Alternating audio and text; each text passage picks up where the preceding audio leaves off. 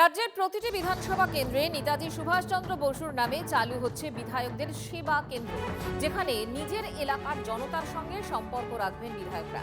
সেবা কেন্দ্র চালাতে বিধায়ক পিছু প্রতি মাসে 30,000 টাকা করে দেবে রাজ্য। বিধানসভায় জানালেন মুখ্যমন্ত্রী শুভেন্দু অধিকারী। প্রত্যেকটি বিধায়ক তার নিজের নিজের বিধানসভা কেন্দ্রে একটি সেবা কেন্দ্র চালু করবেন,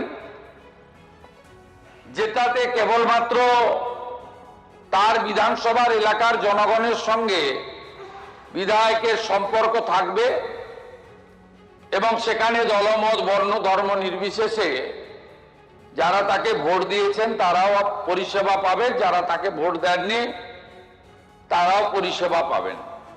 যে বিধায়করা তাদের সেবা কেন্দ্র চালু করবেন সেই সেবা কেন্দ্রের নাম দিতে হবে নেতাজি সুভাষচন্দ্র বসু সেবা কেন্দ্র।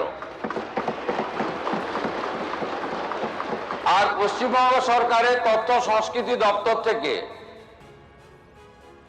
আমরা ধুতি পাঞ্জাবি পরিহিত নেতাজি সুভাষচন্দ্র বসুর একটি ছবি আপনাদেরকে পাঠাবো।